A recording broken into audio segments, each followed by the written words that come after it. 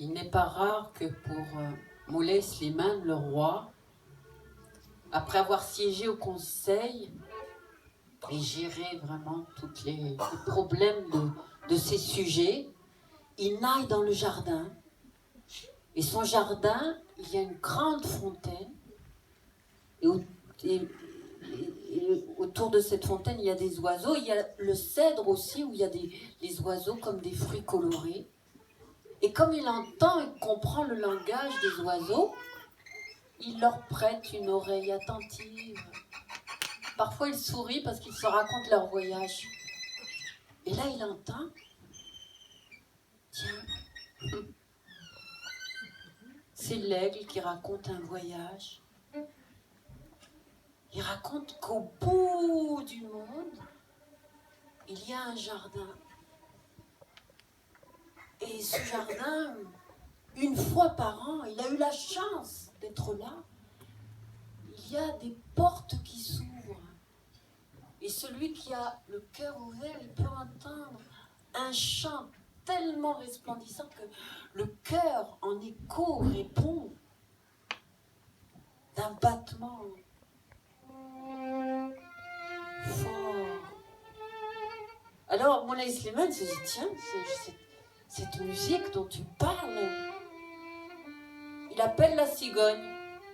Et la cigogne, viens ici, toi, je sais que tu es endurante, tu vas aller au bout du royaume, là, et tu vas entendre cette musique, tu vas la prendre, et tu viendras me la restituer à ton retour.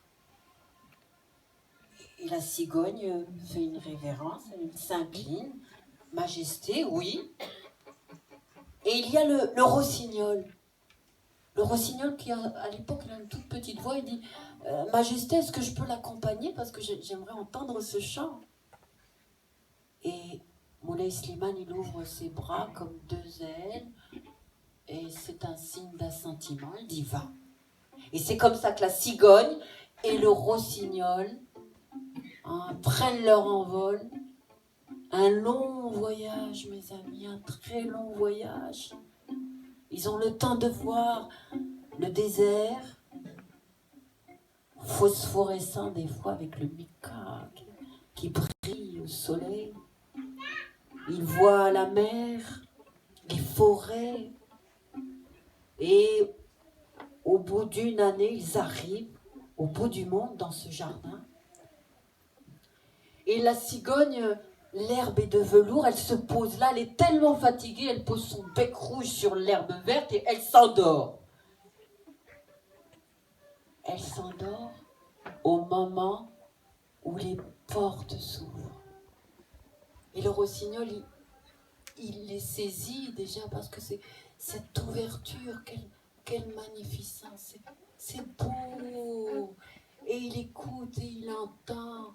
Et la musique qui se dégage de cet endroit lui donne une grande, immense joie.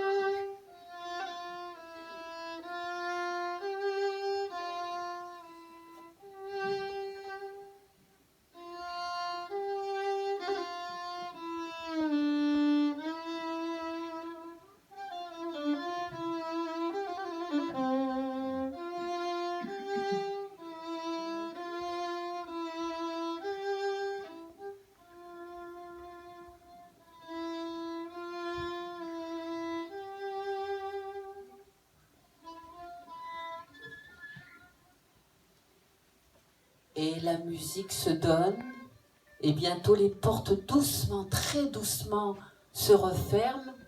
Et quand les deux volants de la porte se touchent, ça fait un vacarme. Et les clés qui se ferment, ça fait beaucoup de bruit. La cigogne est réveillée, elle entend un boucan. Ah, ce boucan des portes qui se ferment. Et puis les voilà repartis, la cigogne et le rossignol, bientôt devant le roi. Et le roi est impatient, il demande à la cigogne, alors, qu'as-tu entendu? Et la cigogne, elle se met à claquer de son bec, elle se met à crier, elle restitue le vacarme qu'elle a entendu, elle tape de ses pattes, voilà ce que j'ai entendu. Et Moulay Slimane, il se tourne vers l'aigle et lui dit, C'est ça la somptueuse musique dont tu me vantais les mérites? Et le rossignol s'approche. Il s'approche de Moulay Slimane. Il dit, Moulay Slimane, ce n'est pas la musique que j'ai entendue. La cigogne, elle a entendu, elle n'a pas pu entendre parce qu'elle dormait. Mais moi, j'étais réveillée, j'ai entendu.